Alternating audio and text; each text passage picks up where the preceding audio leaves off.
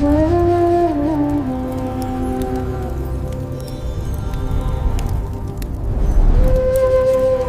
कभी ठहर कर यह ख्याल आता है कि क्या हम सब एक गहरे भ्रम में जी रहे हैं। अष्टावक्र ऋषि की शिक्षाओं में इसी सवाल का जवाब छिपा है। आज हम उसी ज्ञान की गहराई में उतरेंगे, उस बंधन की जड़ को समझेंगे जिसमें हम सब अनजाने में फंसे हुए हैं, और जानेंगे कि उससे आज़ाद होने का रास्ता क्या है। तो चलिए इस सफ़र की शुरुआत करते हैं। ये एक बहुत ही सीधा और गहरा कथन है जो हमारे सारे दुखों की जड़ पर चोट करता है। अष्टावक्र ऋषि कह रहे हैं कि हमारे शरीर के साथ जो ये गहरी पहचान है, ये जो हर पल का एहसास है कि मैं ये शरीर हूं, यही हमारे सारे बंधनों की असली वजह है। जरा सोचकर देखें, दिन भर में कितनी ही बार हम अपने आप को अपनी शक्ल, सूरत या शारीरिक एहसास से पहचानते हैं। तो शरीर से खुद को जोड़ना ये गलत पहचान आखिर है क्या? देखिए, ये एक गहरा विश्वास है कि हमारा अस्तित्व हमारी त्वचा की सीमाओं में ही शुरू होता है और वहीं खत्म हो जाता है। पर क्या कभी रुककर यह सोचा है कि हम सब सिर्फ हाथ, पैर और चेहरे के एक जोड़ से कहीं कहीं ज्यादा हैं? अष्टावक्र हमें ठीक यही सवाल करने के लिए कह रहे हैं। बचपन से ही तो हमें यही पहचान सिखाई जाती है। याद है जब कोई कहता था, देखो कितने प्यारे लग रहे हो, या अरे तुम तो कितने लंबे हो गए हो। अष्टावक्र के अनुसार यही छोटी छोटी बातें, यही सोच हमें धीरे धीरे भूलने के एक ऐसे जाल में फंसा देती है जहां हमारा असली असीम स्वरूप कहीं छिपकर रह जाता है।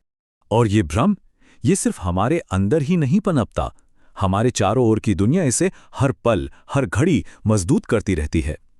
हमारी इस गलत पहचान की नींव को और भी गहरा करती जाती है। खासकर आज की जो संस्कृति है, वो तो हमें हर पल शरीर को ही सब कुछ मानने वाले संदेशों से घेरे रहती है। जैसे कि सौंदर्य उद्योग को ही देख लीजिए, उनका पूरा का पूरा कारोबार इसी एक भ्रम पर टिका हुआ है। चाहे कोई साबुन हो, शैम्पू हो या कोई क्रीम, सबका संदेश एक ही होता है कि हमारा मूल्य इस बात पर निर्भर करता है कि हम दिखते कैसे हैं। वो हमें ये यकीन दिलाते हैं कि असली खुशी बस एक बोतल दूर है। और फिर आता है मीडिया, जो इस भ्रम को कई गुना बड़ा करने वाला एक बहुत शक्तिशाली औजार है। पत्रिकाएं हमें फोटोशॉप की हुई एकदम परफेक्ट तस्वीरें दिखाती हैं, जो एक ऐसा मायार तय करती हैं जिसे पाना लगभग नामुमकिन है। फिल्में शरीर का ऐसा महिमा मंडन करती हैं मानो जीवन का यही एकमात्र पहलू है जो मायने रखता है। ये सब मिलकर एक ऐसी दुनिया बनाते हैं जहां शरीर ही परम सत्य लगने लगता है। तो ये एक तरह का दुष्चक्र बन जाता है।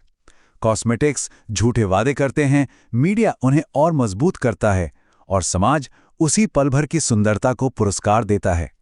और इस तरह हम सब मिलकर एक ऐसे झूठ को सींचते रहते हैं जो हमें हमारे सच से दूर ले जाता है। हम ही भूल जाते हैं कि शरीर से जुड़ी हर चीज अस्थायी है, पल भर की है। और इसका नतीजा क्या होता है? नतीजा ये है कि हम लगातार एक भूल में जीते हैं, शरीर और समाज की बनाई हुई उम्मीदों में जकड़े हुए। हम अपने असली स्वभाव से, अपनी सहजता से दूर हो जाते हैं, और ये एक बहुत भारी कीमत है जो हम सब अनजाने में चुकाते हैं। तो यहां पर अस्तित्व की दो बिल्कुल अलग अवस्थाएं सामने आती हैं।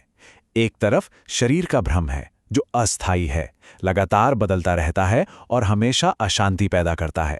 और दूसरी तरफ जागरूकता की वास्तविकता है जो शाश्वत है, अचल है और जिसमें परम स्थिरता है। एक अवस्था बंधन है तो दूसरी पूरी तरह से स्वतंत्रता। तो फिर सवाल उठता है, इस बंधन से आज़ादी कैसे मिले? अष्टावक्र ऋषि हमें एक बहुत शक्तिशाली उपाय बताते हैं। वो इसे कहते हैं जागरूकता की तलवार। यही वो ज्ञान है जो भ्रम की इन जंजीरों को एक झटके में काट सकता है। तो आखिर ये तलवार है क्या? ये कोई लोहे का हथियार नहीं है। ये एक गहरा आंतरिक बोध है। ये एहसास कि मैं ये शरीर नहीं, मैं शुद्ध चेतना हूं। बस यही एक समझ, यही एक ज्ञान उस झूठी पहचान को जड़ से काट देता है जिसने हमें इतने लंबे समय से बांध कर रखा हुआ है। इसका रास्ता सुनने में बहुत सरल है, पर इसका असर बहुत गहरा है। पहला कदम है मैं शरीर हूं, इस विचार को जाने देना। दूसरा कदम है मैं जागरूकता हूं, इस सत्य पर ध्यान करना, इसमें ठहरना।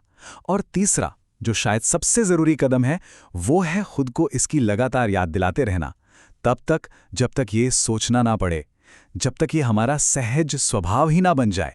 जब भ्रम की ये जंजीर कट जाती है तो कैसा महसूस होता है?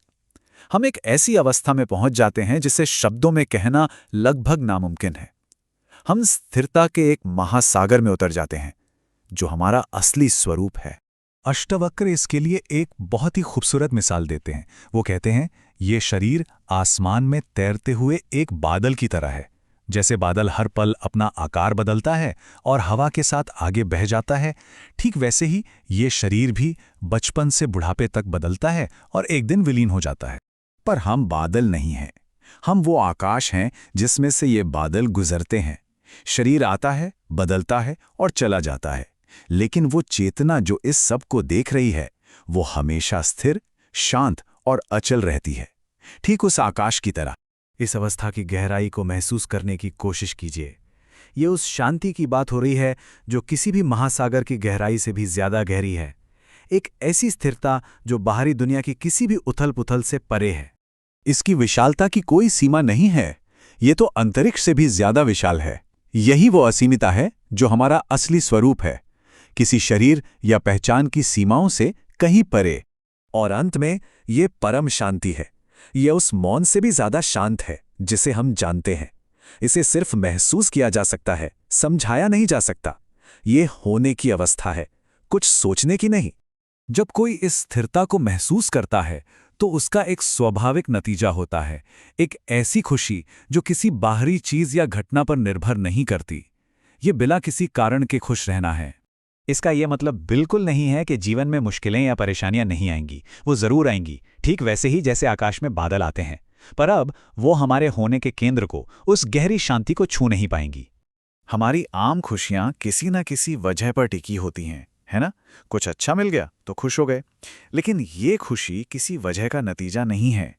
ये तो हमारा सहज स्वभाव है जो वजह और नतीजों के इस सारे खेल से ही परे है। और आखिर में इंसान बस एक साक्षी रह जाता है।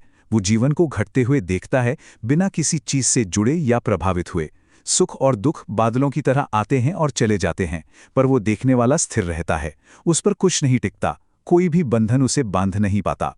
तो ये सारी बातें हमें एक आखिरी और बहुत गहरे सवाल पर लाकर छोड़ देती हैं। अगर सच्ची खुशी हमारी अपनी ही प्रकृति है, जिसका कोई बाहरी कारण नहीं, तो फिर हम सब बाहर असल में खोज क्या रहे हैं?